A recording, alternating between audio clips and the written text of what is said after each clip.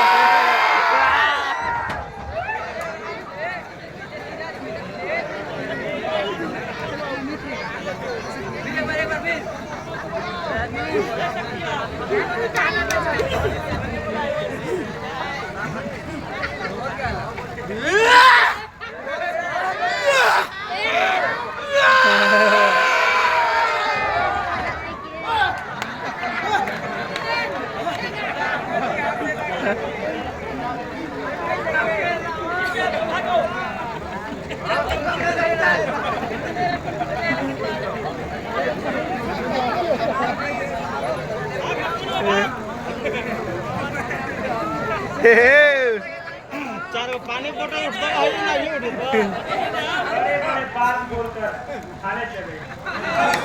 आपके बात की बात नहीं है। धनुष कैसे उठाया जाता है?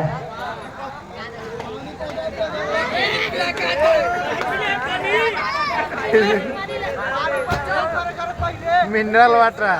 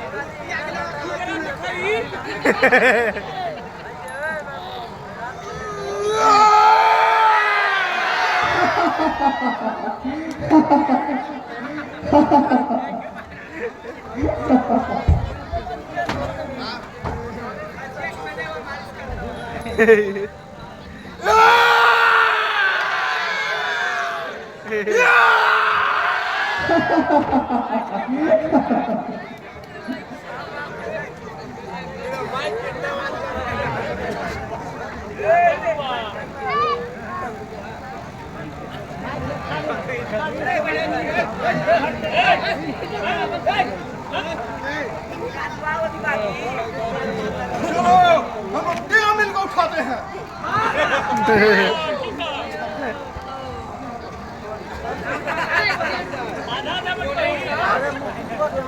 बस बहुत उपहास हुआ, अब और उपहास न हो तो अच्छा है।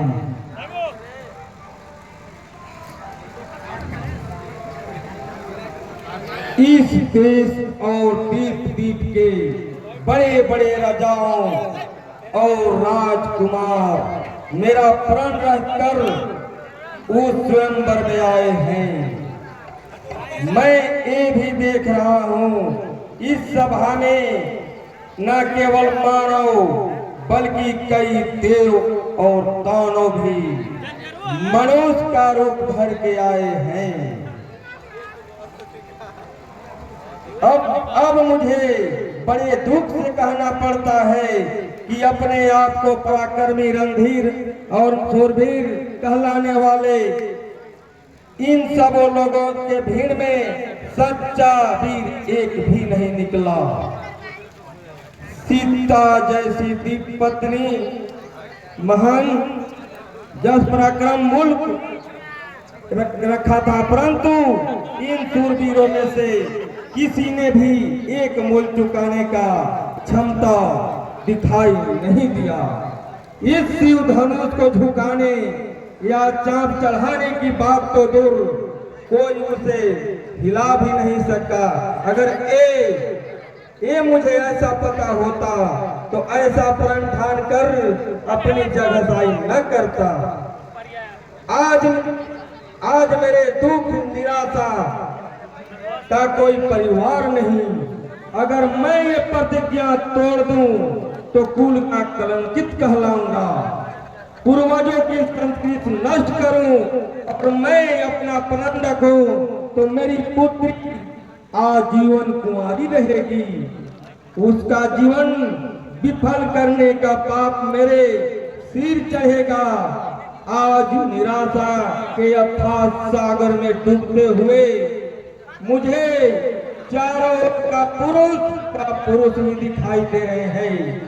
लज्जा से मुझे सब कोई कह रहे हैं कि जनक लज्जा के मारे डूब मरो, क्योंकि ये आज धरती वीरों से खाली है।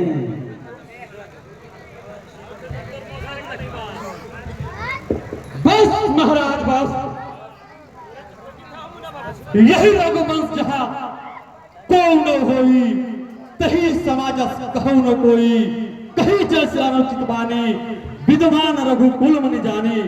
बस महाराज बस, इतनी लज्जाजनक और अनुचित बात कहने से पहले आप यह सोचा नहीं कि इस सभा में सूर्यवंशी में से रघुनंदन राम भी बैठे हैं।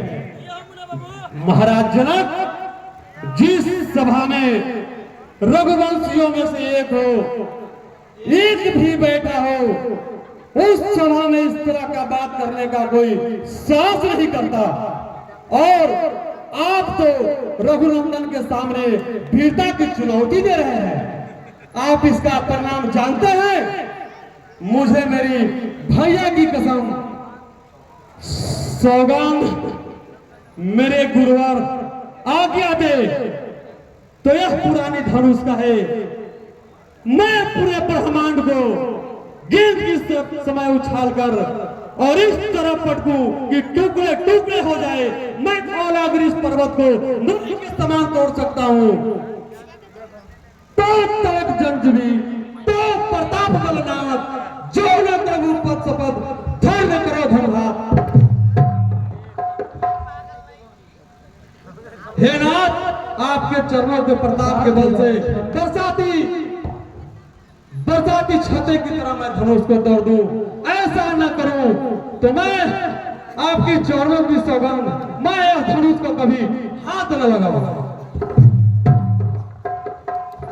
शांत पूछा कम पड़ को मुझे क्षमा कीजिएगा भैया, मुझे आपका अपमान सहा नहीं गया। मुझे आज्ञा दीजिए महाराज जनक का अपमानजनक शब्दों का समुचित जवाब दे सकूं। शांत हो वत्स, अपने आसन पर विराज।